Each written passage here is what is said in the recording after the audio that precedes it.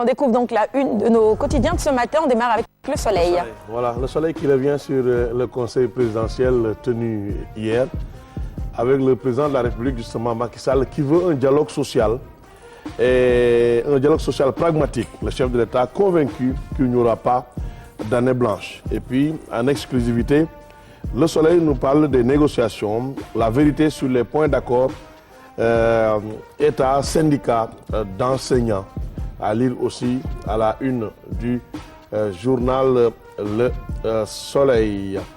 Après le soleil, on va vers le populaire, la une du populaire. Après le soleil, donc le populaire avec la crise scolaire aussi. La crise scolaire à la une du populaire, voilà. Macky tacle les syndicats qui veulent tenir le pays en otage. Il n'y a pas que les salariés, vous êtes une minorité. Les autres ne sont pas la portion congrue de la population, déclare le chef de l'État Macky Sall, qui se pose cette question. Est-ce que nous avons le droit de sacrifier les enfants dont les parents ne peuvent pas avoir les moyens de les envoyer dans des écoles privées ou à l'étranger? C'est à la une du quotidien Le Populaire. Et puis Anna Semoufaye, à propos de la lutte contre les médicaments illicites, il faut taper fort là où ça fait mal, dit-elle à la une du quotidien Le Populaire. Après Le Populaire, on va vers Le Témoin.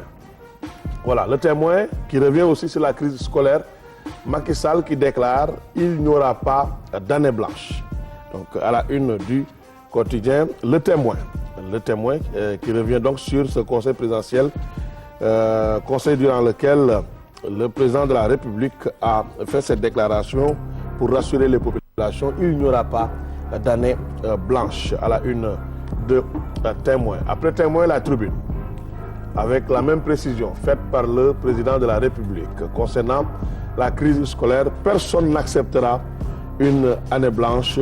C'est inacceptable qu'une catégorie de fonctionnaires mette le couteau à la gorge pour exiger plus, affirme le président de la République à la une de la Tribune. Walfadjri avec tout autre sujet. Walfadjri, voilà, bradage de ces terrains et véhicules. Abdoulaye Wade, un homme fauché, c'est une question que se pose le quotidien Walfadjri. Walfadjri qui nous parle aussi des députés qui envoient les sachets plastiques à la poubelle. Donc le projet de loi a été voté à l'Assemblée nationale. Sauvegarde de l'environnement, les députés envoient les sachets plastiques à la poubelle. Et puis un autre sujet à la une de Walfadjri, dépigmentation, la face dangereuse du khessal, à la une de Walfadjri.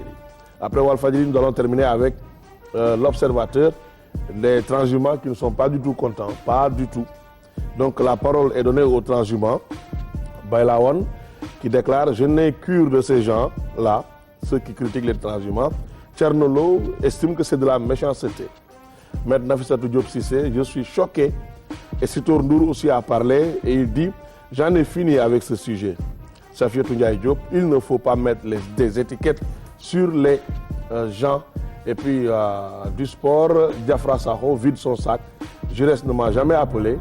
Appel à Cannes, j'étais le coupable idéal. C'est Diafra qui le dit. On n'a pas parlé de Paris Saint-Germain et Barcelone, mais on a parlé de Diafra. Un tout petit peu voilà, de sport. À la une de l'Observateur. Voilà, c'est tout pour la revue de presse de ce matin, de la revue des titres plutôt. Ouais. La revue de presse, ce sera dans la deuxième partie de ce magazine. Il y a un sujet qu'on a un tout petit peu effleuré hier. J'aimerais encore vous arracher quelques mots, messieurs, là-dessus. Ça concerne l'immigration clandestine. On a parlé hier, évidemment, de la Libye, mais aussi, quelque part, il faut reconnaître qu'il y a une responsabilité des familles et des parents là-dedans, n'est-ce pas? Les familles et les parents... Dans l'immigration clandestine de tous ces jeunes qui s'en vont, oui ou non? Oui, mais je crois qu'il faut inévitablement souligner la situation de ces jeunes aussi. Donc il y a un aspect économique. Donc les États sont interpellés. Si les populations sont interpellées, si l'Europe est interpellée, les États aussi africains sont interpellés. La situation économique ne plaide pas en faveur d'une politique qui peut maintenir les jeunes. Il y a des tentatives, c'est une réalité. Il y a des tentatives aussi bien au niveau de l'État qu'au niveau des familles dans certains quartiers. C'est une réalité. Mais quand même, je ne dis pas qu'il faut comprendre ces jeunes. mais les responsabilités sont multiples. Oui, Alioune Badara, de là à prendre une pirogue quand même, c'est vrai Ouais. que situation économique difficile.